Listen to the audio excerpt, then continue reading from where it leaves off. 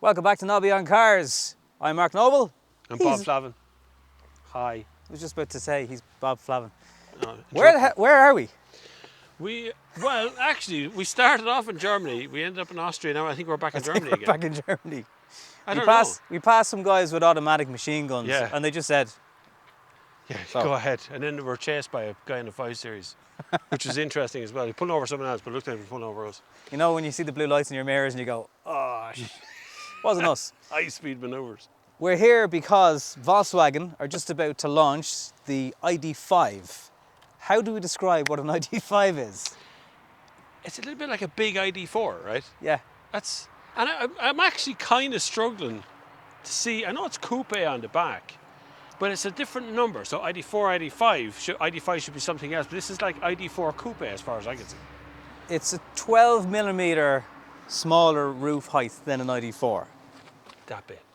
And it feels like a bigger cabin inside. It does feel like a more spacious, roomy place to sit, but I'm really struggling to find where the big differences is. Just to say as well, we'll have separate reviews of the car on our own channels as well, but thanks for joining us in another one of these dual... Hit the subscribe buttons. Yeah. It's all like the last time we did this dual video thing, so please hit the subscribe button. Let us know on both channels. That's Nobby on Cars channel is one, and my channel is Bob Flavin as well. So just subscribe to both channels, you get 2 different views. Although the Hellfire Club is lovely, but the car park was not as scenic as this. No, this not is quite, just amazing. We're in a sort of an Alp. So the starting price, after grants and everything, for the entry level is it's €5 off 55 grand. That's for an ID.5 business. There's only one motor. It's a 77 kilowatt hour battery. One big battery, yeah, big battery. But 55 grand is not. Well, I'm not finished because That's starting price. so this actual car is actually a GTX. Yeah. So there's pros on the test trip at the moment as well. We briefly had 299 horsepower. Oh yeah, I'll Briefly. tell you about that in a second. Yeah. So if you wanted an ID.5 GT Max, you'd probably just go for the business anyway. But the jump between business is 66 and then €76,000. Like, This hasn't got 7 seats right now. This is just, as you see it, a 5-seat. This isn't just a GTX one, that's business one. Like you're getting on, that's a big car, I know, but that's a lot of money. now what Bob was saying about terms and conditions apply with the brake horsepower. So you have 299 brake horsepower in the Max version. It's all-wheel drive, the GTX. GTX.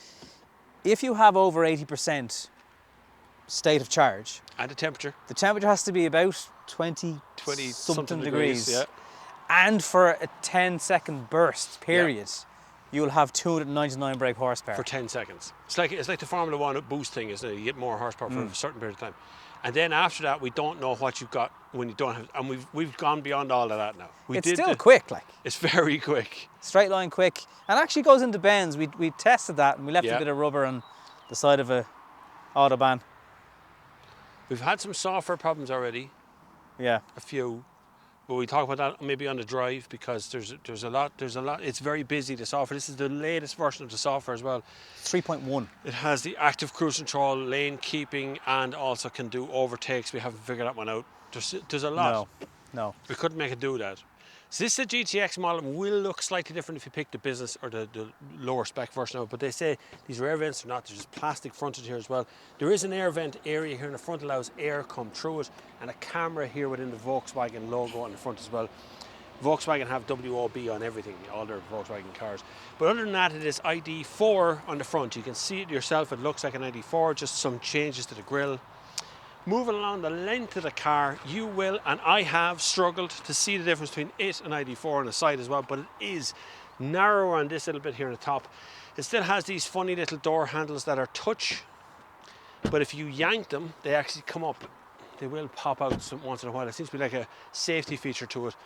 But big doors, heavy doors, each one of them are large. You'll get the kids in the back. Massive alloys.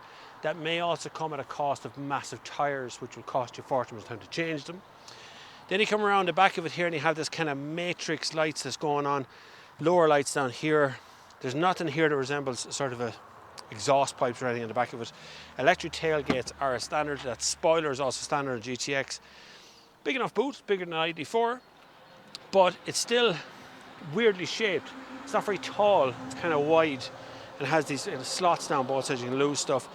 And under that as well, there's also a little bit more space for your cables and chargers and things. No spare wheel, but it is quite a big car.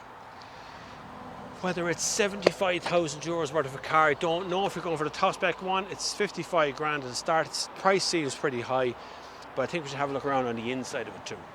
Essentially inside here is exactly like the ID.4 GTX that I had on the channel way back at the start of the year. The same navy dashboard, red little bits on the GTX. You won't obviously get that in the Pro version. The screen is the same, it's no bigger. Display here is exactly the same. It doesn't seem to get as hot. Some of these get really, really hot. Now, as Bob mentioned, this version has 3.1 software, which will do things like update with swarms. It'll do cloud data with other Volkswagens. If they're near you, it'll pass on traffic information. And it's meant to also, if you're in travel assist, which speeds up, slows down with road signs, stops and slows down with traffic.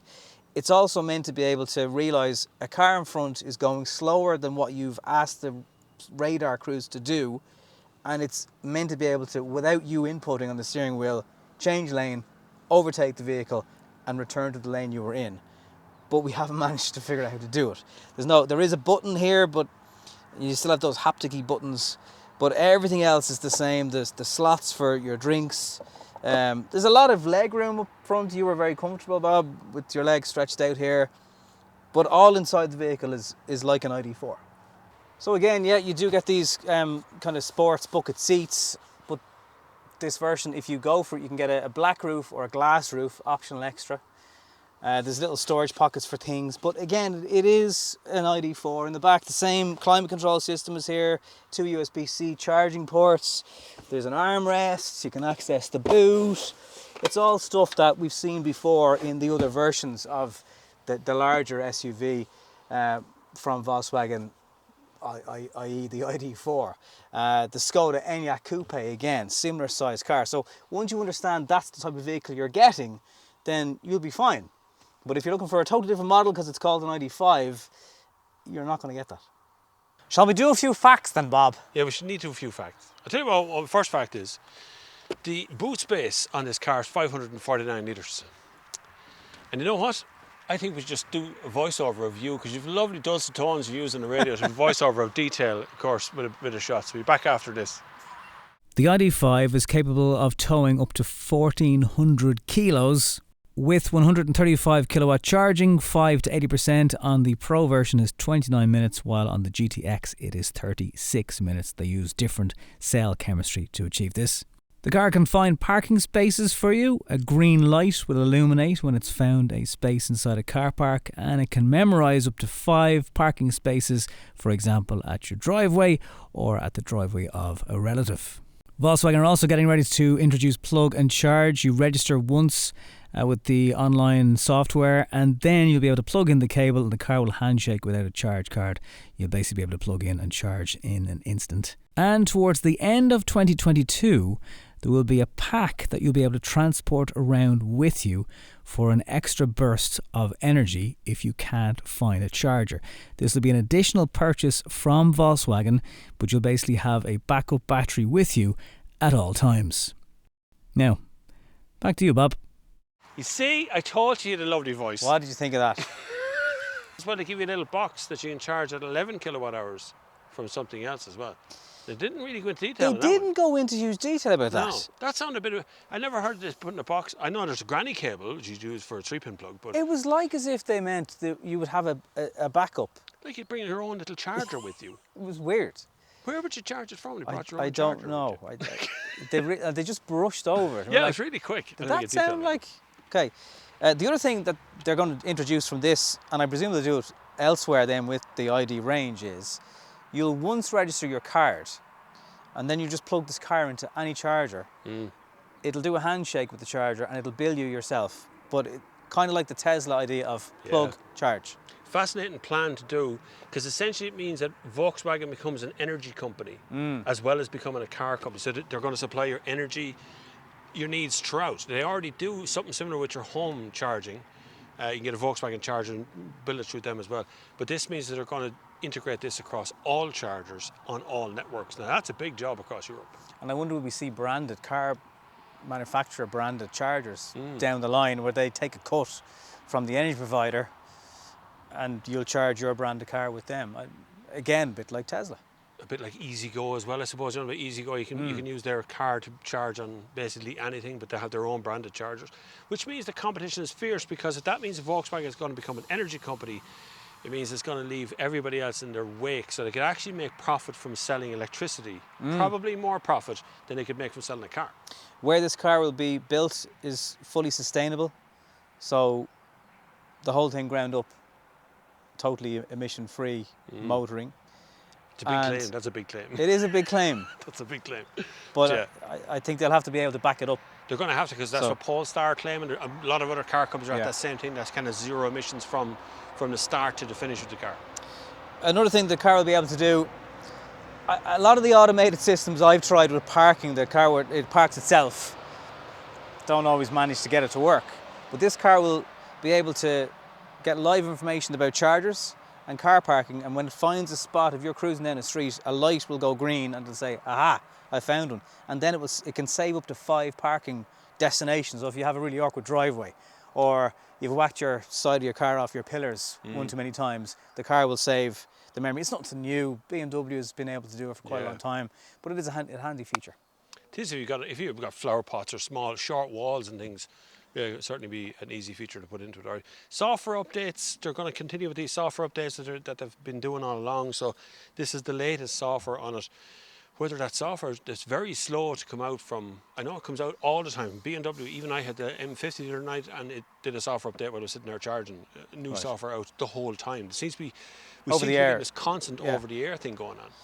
So this is 3.1. Right now as we filmed, 3.0 is the latest release. Again, the Cooper Born I had was 3.0. Yeah. But this will be interesting. If someone can display to us, we'll try it on the drive in a minute. Can we get the car to overtake without us doing anything? I want to sit back on a motorway and not actually touch anything. That's just to see, because that's what they showed in the video. He managed his hands in a reverse and his hand both sides of the steering, not touching anything. Yeah. So I want to do that. We might die. Wait for part 2. Let's go and find out. This side, yeah. Ours in the middle of the road. Right, this side, okay. Just check it. So welcome to the inside of the ID.5. Yeah? Yeah, it's quiet. It is quiet, isn't it? So are these 21s? These are 21 inch, yeah, they're huge. Not standard wheel size. I think it's 19. 19 I think is standard on the entry level one. Same as ID.4. 21 looks the best by quite some distance, just because it looks like a concept car. You know, it looks like something they draw and they don't really make it. But we're on lovely, smooth Austrian, not sure, Germany somewhere roads. Between those two, yeah. Not sure which one. Not quite the same at home. Now, they did say in the presentation today that the car is a lower centre of gravity. What do you feel about that? I have a problem with the weight of batteries under a car. You know when you go over a speed bump and you come off the speed bump and the back of the car feels like you're actually scraping it off the ground because it's so heavy down the rear. Tail strike. Yeah, kind of that tail strike feel. Yeah, this isn't so bad. The suspension feels okay as you're turning into each of the corners, and it is nice to have something heavy down the bottom to keep it planted on the road. But then you have a problem with the weight on the tires, which will increase your tire wear. You know, these aren't light cars. Most of these cars are over 2 tons. I found the Enyaq RS quite bouncy. Yeah. I don't find this bouncy. No, this is very stable. This is very Volkswagen. Main switch is deactivated, is all I'm getting this active cruise control thing. Anyway, turn that one on. Now there, travel assist selected. We're going to try this travel assist thing, yeah? So, main switch is deactivated again. Every time I do this, the thing goes on and off. Their travel assist is selected, but it's not engaged. Okay, now it's kind of steering itself there. By the way, while Bob is waffling, look at the views here. Like it's just absolutely gorgeous. Now that is completely steering itself in that corner. Just so you know. Speed limit is 70 down here. 60, 70. 50 ahead. And by the way, if you're afraid of all the technology we're talking about in this car, if you're looking at Bob's hands on that steering wheel right now, that's from an iPhone. You know, we've come a long way. Yeah, it's true. We shouldn't be afraid of technology. It's very easy to use, in fairness. But now I still haven't seen any signals from the car saying about overtaking. It is basically steering itself through this town. It is Now, obeying the speed limit. you weren't paying attention when they said it's 90 kilometers an hour and above. Is that what it is? Yes. Oh, for God's We're in a sake. 50 zone. So many conditions. What's with the crashed cars? Jesus. What the? What's going on? there? NCAP, how are you? Diesel's €2 and 1.9 here. Very expensive, just so you know. But if you're watching this in 2030, it's probably a bargain. No, that is €10 per litre. Okay, This I is was going to keeping say, very steady 50 with Yeah. Polish people behind me. let's find out actually, as we're doing this, what sort of energy consumption are you getting? So since the car has been charged, and we've done a kind of mix of motorways, Yeah. autobahn, twisty kind of what we call B roads at home, it is doing, where's it gone now? Oh my God, it's just accelerated and it's on as well up to 100. Look at this. Almost 21 kilowatt hours per 100 kilometers, which is not bad for, Not bad four-wheel now drive. it is 19 degrees. Bob's trying to kill us. No, the car's doing this. I'm not doing this. It's just the Car's doing it. I'm not Jesus. even trying. You just cover your eyes, baby. This is going to do its own thing. The drop is on my side, and Yeah. the car will roll this way first. That is so. Look at the view, though. Look at the view. Look, I'm just going to look at the view while the car's in the drive. Will you watch the road, will you? Jesus Christ. It is It's lovely. good. though. I can't have a steady hand if you're going to drive like a lunatic. It's got it. It's got it. It's fine. It is really a beautiful, beautiful place. You won't see much of it, but it's brilliant. Yeah. Oh man, there's Oh, a massive, logs. different kind of logs there, side of the road. Oh, it's such a beautiful area. But back to the car. Concentrate.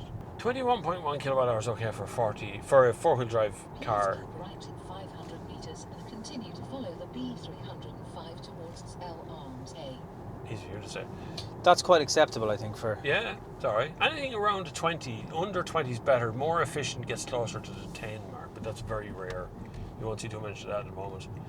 To put in big batteries, four-wheel drive, it's all going to take part of the power. Yeah.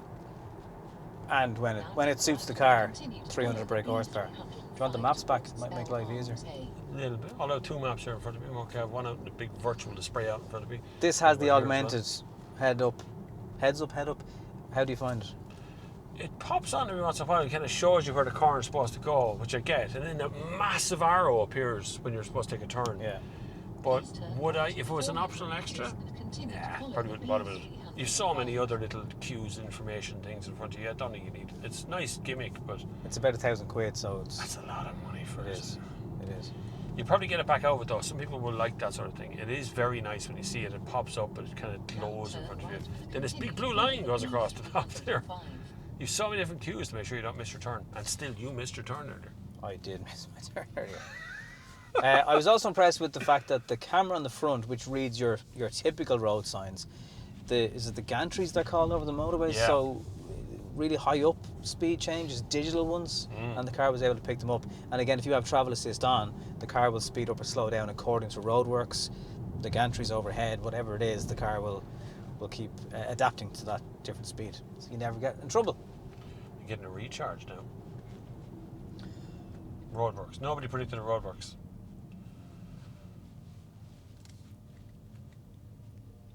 But that does give me a chance to talk about the little buttons that are here on the doors and the buttons that are down here, which still feel a little bit cheap and a little bit they don't work. And it's frustrating because when you're a dad or a mom and you're sitting here in the front seat and you're trying to open and unlock doors and do child locks and things, you don't need that kind of frustration. You just want a button to press, not these kind of fakey-makey buttons. I do find out of all of them, the child lock thing works okay, the unlocking the doors works okay. That'll make it into a Bentley someday. And, Yeah, and then someone will get upset about it. Yeah. Until then, we'll have to put up with Same it. as these buttons here. They've changed some of this stuff here, but it still feels a little bit flimsy when you touch it. You don't feel like you've really touched anything, you know. I just changed that to traction. What's that? That's for the mountains. Look. Yeah, we're not going there today. I mean, good though. Mode, individual, comfort, eco just died. The whole. It's so sensitive. Go on to Eco though, what does it do to your range? Range is gone to Now 308 kilometres. It's gone up a bit, yeah. Right here. towards Innsbruck. It really is a beautiful, beautiful place. The scenery is just Very incredible. smooth roads. If we had a bit of snow here now, it would be like somewhere you could just 41 kilometers. not necessarily go skiing, but Look at the map. We're literally just skirting along between a pile of mountains. Look at that. That is mad looking. so this hasn't been a typical review. We're kind of just reacting to the car as we see it, as we find things. It's a very accomplished car. It will make you feel like you've spent all that money. I don't. It's it feels solid. Like you feel like you're in something substantial. Now, I'm not saying something that's 75 grand's worth of a car, but you do feel like you're not in it. It's not a toy car. It's not a toy electric car. It's not something experiment. It feels like a finished product. Like if you were tall and you were a front passenger, this thing is really like Massive. the Yeah. leg room is I massive. can set it 6'1", and I can set it so I can't touch the footwell. That's how far back that goes. And you still have room for 2 passengers in the back. Easy, 3 at a stretch. But I do think it just comes back to the Pro. It's not going to... The Pro, bar the GTX badge, on the back and on either side, you get the same alloys if you spec them. It doesn't look any different. So no one will actually go, oh, they spent the extra money, they got a Yeah, GTX. Apart from that badge. They'll only ask you why you bought a GTX, not a Pro. That's why. And maybe you want all-wheel drive. See, I prefer the more range. And I don't mind rear-wheel drive, I quite like that. But the extra range that the standard rear-wheel drive one would give you over a four-wheel drive, because it's Ireland and even England. Like, you're not going to really need, until you go very far north, northern Ireland, northern Scotland, then you might need the four-wheel drive. But other than that, no. Doesn't snow enough. No. Rains a lot. Yeah, but a rear-wheel drive is fun in the rain, though. That's the benefit of that part. But to sum up the driving experience today, I think we've both driven the ID.4 extensively. It drives like an ID.4. It does, yeah. And ID.5. And ID.4 Coupe. And ID.6. They all kind of drive the same. Lovely car, really, really nice. It's great to see another electric car hit the market. I think it's slightly confusing calling it ID.5, not ID.4 Coupe or ID.4 something else. I think that's the confusion. I expected a whole new car, and that's not what we're delivered. Look at what Skoda have done. It's just Enyaq Coupe. It's not a different variant. Software upgrades welcome. That's good. That's a lot of snow. It is. I'll take another shot. You got to take a shot at that. That's like snow-capped alpine region view right there.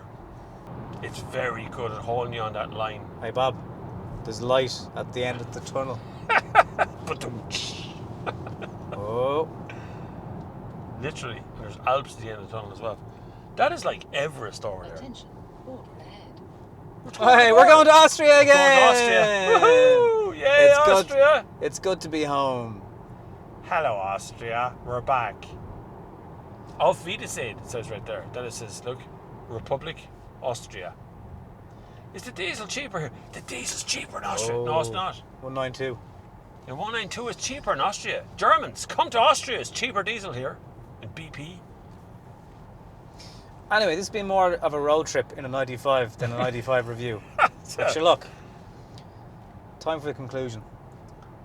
Buy the ID.4. That's it, pretty much. So look, before we give you our conclusions on the car, we're both independent YouTube people here in Ireland. There's not that many of us doing it. There really isn't, no. So you can support us by commenting, liking, subscribing if you haven't. We both have Patreon links. You can tip us on PayPal. We're here on our own time doing this, so Subscribing is free. Doesn't cost anything. Just click the red thing. it's nice to be nice. On both channels. It's always good. So look, it feels like, and we've had a look at different variations from Volkswagen Group in the Enyaq Coupe, what Cooper are doing. Volkswagen have kind of put themselves as the reliable, steady, not too out there brand. You know, if you want There's no video games. There's no, you know. No. It's nice. steady stuff. Yeah. It looks nice. It's not going to offend, and I think they're in the right place with that. I just wonder with the ID.5 if people, like they do say, the inside space compared to how it looks outside is next model up. But with that claim, I just wonder, and with some of the price tags, is someone going to expect to be getting into a 5 Series vibe on the inside? I thought this was going to be a 7-seat. I thought this was going to be something completely different from ID.4, and what I find it to be is ID.4 Coupe Basically. with a bit more room inside. So if you prefer the looks of it, and you like that sloping line, excellent. And ID.4 is a very pretty looking car. I think it's one of the most handsome looking electric cars in the market. It's not a small car, it's a big car.